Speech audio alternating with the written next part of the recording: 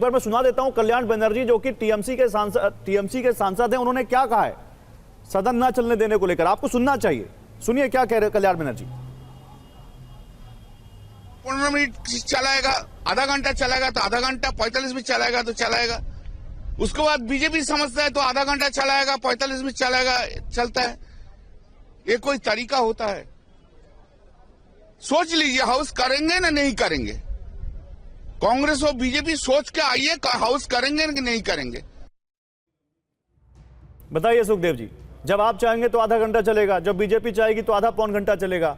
वो आपको भी कटघरे में खड़ा कर रहे हैं सदन नहीं चलने देने को लेकर, आप ही के सहयोगी हैं। निश्चित रूप से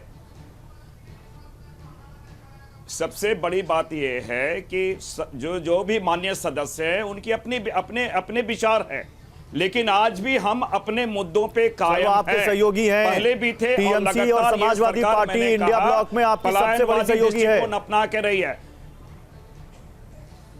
कि नहीं है सर? है और वो भी हमारे साथ खड़े हैं। और जिस मुद्दे पर आप संसद में हंगामा कर रहे हैं उस मुद्दे पर आपके साथ नहीं खड़े हैं, और बाधित वो सत्ता पक्ष के द्वारा बाधित की जा रही है। नहीं, जिस मुद्दे पर आप संसद को में हंगामा कर रहे हैं, जिस पर आप पे आरोप लगाया जा रहा है कि आप संसद नहीं चलने दे रहे हैं, उस मुद्दे पर भी आपके साथ नहीं खड़े हैं। निश्चित रूप से वो हमारे साथ खड़े हैं। कुछ मुद्दों पे मैं समझता हूं सहयोगी दलों में कुछ बातें होती है कि सबके अपनी प्राथमिकताएं होती हैं, क्योंकि जो क्षेत्रीय दल हैं उनकी प्राथमिकताएं हैं। हमारा भाई राष्ट्रीय, हमारी प्राथमिकता ना केवल राष्ट्रीय बल्कि अंतर्राष्ट्रीय स्तर पे भारत की छवि कैसे बेहतर हो, हमारी प्राथमिकता है। और आज भी क्या संविधान बचाने की बातें आती है, किसानों की बातें आती है, मणिपुर की बातें आती है, संबल की बातें आती है, तो क्या इन मुद्दों पे महंगाई की बातें आती है तो क्या टीएमसी मेरे साथ खड़ी नहीं है? क्या समाजवादी पार्टी मेरे साथ खड़ी नहीं है? हम इन सारे मुद्दों पर चर्चा करना चाहते हैं, लेकिन मैंने कहा यहाँ पे हो क्या रहा है कि भारतीय जनता पार्टी ने वो सारे के सारे, उनमें इतनी नैतिकता नहीं बची है कि जन मुद्दों को लेके वो हमारा सामना कर सके। इसलिए मैंने टच मी नॉट वाली जो बात मैंने कही है, छुई मुई की बात की है कि ये जहां राहुल गांधी जी ने अडानी शब्द किया, ये हाउस एडजर्न कर देते हैं और नए नए बहाने तलाशते हैं। नरेश बंसल जी, क्या दिक्कत है अगर सरकार ये विपक्ष से बात करके वो जो मुद्दे चाहते हैं उन पर डिस्कशन कर ले, तो दिक्कत क्या है? कहां मामला नहीं सुलझ रहा है? मैं आपको जरा 2-3 बातों का जो सुखदेव जी ने कहा है उसका उत्तर दे दूं। आपने पूछा 8 दिन तक इन्होंने क्यों बाधित रखा।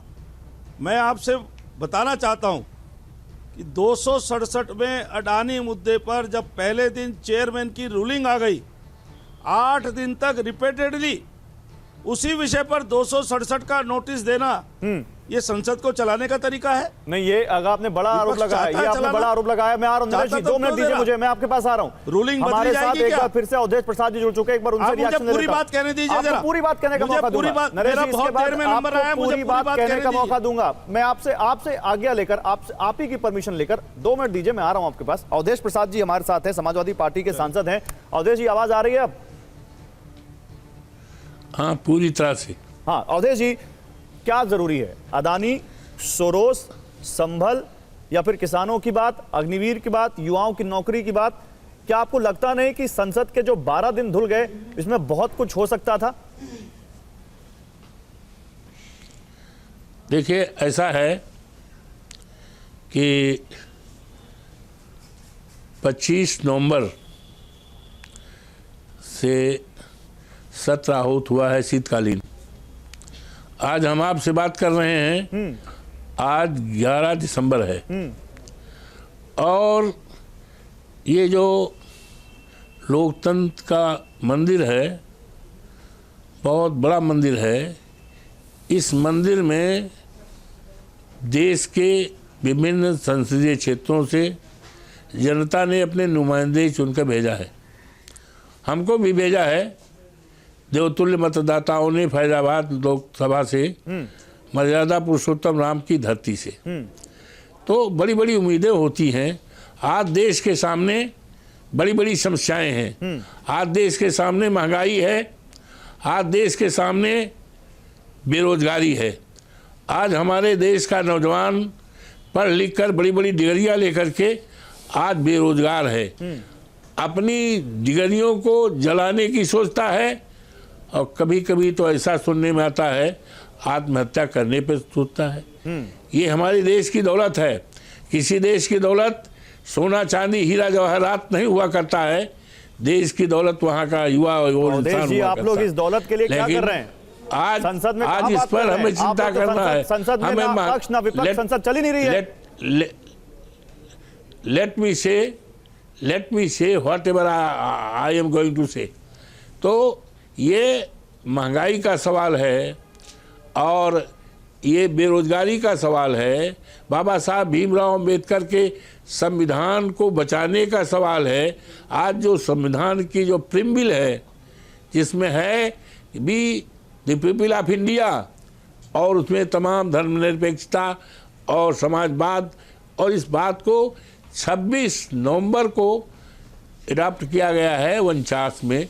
आज उसकी जो है प्रेम्बिल में जो बातें हैं, ये सरकार कहीं न कहीं संविधान को कमज़ोर करना चाहती है, संविधान में जो विशेषताएं दी वो हटाना चाहती। आज उसके बचाने का सवाल है, महंगाई का सवाल है, और देश में ये हमारे देश की जो दौलत है उसको सरकारी नौकरी देने का सवाल।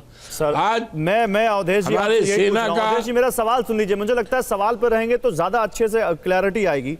मैं ये पूछ रहा हूं, संविधान कैसे मजबूत नहीं, होगा? हम- सदन में चर्चा करके या सदन ऐसे ही डिस्टर्ब करके?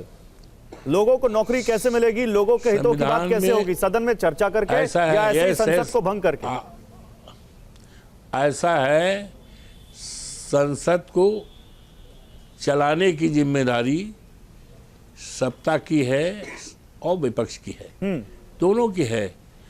विपक्ष अपनी बात रखना चाहता है और जनहित के मुद्दे को रखना चाहता है, तात्कालिक समस्याओं को रखना चाहता है, लेकिन ये सरकार जो है, ये सरकार अपनी कमियों को, अपनी कमजोरियों को, वीकनेस को छिपाने के लिए संसद का जो सत्र हमारा चल रहा है उसमें चर्चा नहीं होने देना चाहता, क्योंकि वो समझता है कि जब सत्र में चर्चा होगी, सदन में चर्चा होगी, तो हमारी महंगाई की चर्चा होगी और संभल की चर्चा होगी और बेरोजगारी की चर्चा होगी। तो इन सब से मुंह छिपाने के लिए ये संसद को नहीं चलने दे रहे हैं, एक सदन चीज मैं को पूछना नहीं चाहता हूं चलने दे अवधेश जी, रहे मैं हैं। आपसे एक चीज पूछना चाहता ये हूं।